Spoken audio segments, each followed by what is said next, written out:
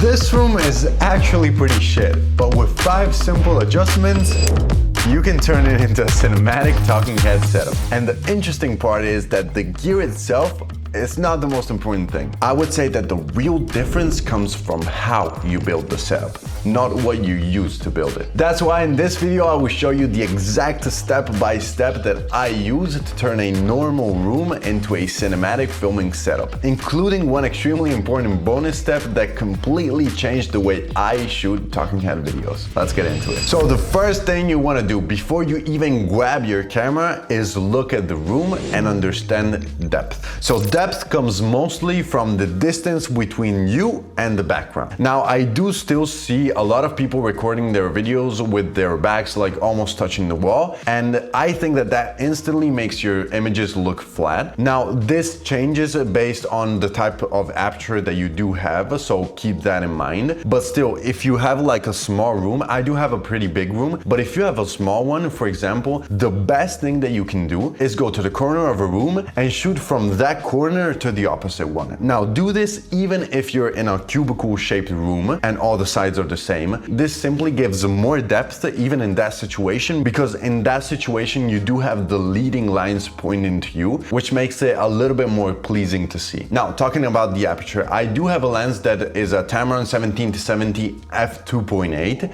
and because the lens can open to f2.8, it already creates like a nice background blur, as you can probably see in this video. Now, of course, something like an f1.4 would produce even more blur and it would be even more pleasing to watch. And if you do have a lens that has an aperture that goes that low, you can move yourself closer to the background because the aperture will blur more the background rather than a f2.8. But still, the distance, in my opinion, is pretty important. Now, keep in mind that there's an important balance here. Obviously, you can't like put your desk right on the wall, because in that case, you wouldn't have space for your camera. So now, taking it back, the idea is to find the sweet spot where the camera has enough room, the subject has enough like space to move around, and the background stays far away. Once you find that balance, the image immediately starts looking much more cinematic. Try it out. Now, once the positioning is done, then we can start shaping the lights. So lighting is usually the part that requires like a bit of experimentation. The main light that I use is the Amaran 100DS. I really like to use it with a diffuser, which softens the light and makes it much more flattering on the face. Most of the time, I keep the brightness to about 24 to 27% maximum. I personally like to keep it to enough light where it properly like exposes the light on my face and it doesn't make the image feel harsh.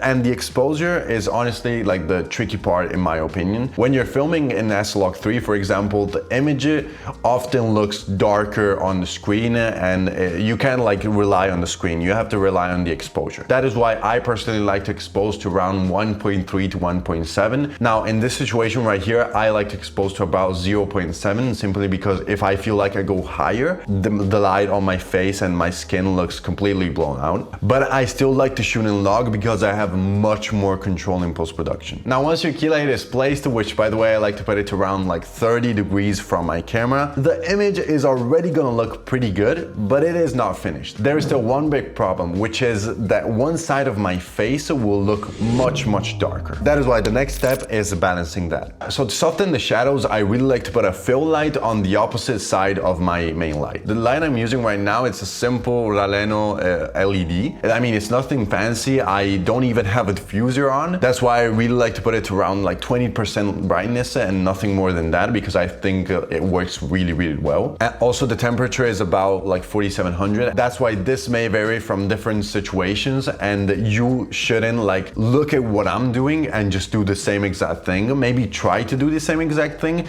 and then put it in post-production and try to color grade it. If it doesn't look like something you like, just change the setting of the light or the camera, or also the post-production, the color grading you're doing. That is why this process, it's a bit like tricky. You have to find like your balance, the look that you want to give to your videos. So this requires a bit of experimentation. Now we are finished talking about the main lights. So now we're going to talk about the background ones. So the next step is adding like some visual interest behind you. Background lights are usually a really simple way to make the shoot look way more cinematic. And so yeah, the first one I use is a simple like cheap LED tube tube light that I got from Temu, I think, for about like $10. I do use this remote control, for example, to change the colors.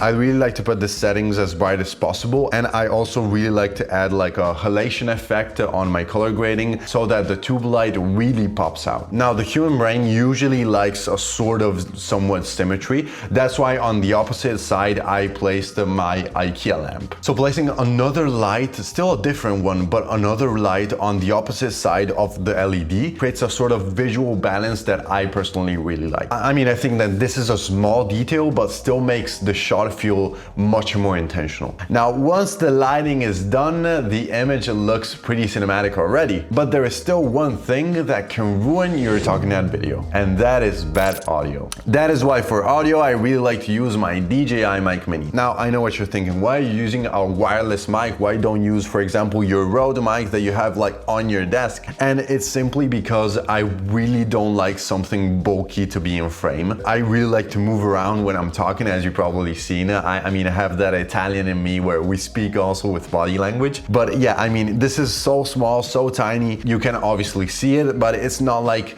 occupying much space, and you can focus still a lot on my face, which is a thing that I really, really like. Plus, the quality is extremely insane. It also has like this magnetic thing on the back, and I really like this because I don't have to necessarily like clip it here beside my neck. I can put it wherever I want in my shirt. I can tweak the settings using the receiver, and I mean, it's so great, so simple to set up also, which is also a no-brainer for us videographers and solo filmmakers because we need to do things fast. Time is our biggest asset, so this is a no-brainer to me. Now, the bonus tool. There is one thing that actually saves a huge amount of time when I'm recording. And I need a drum roll, please.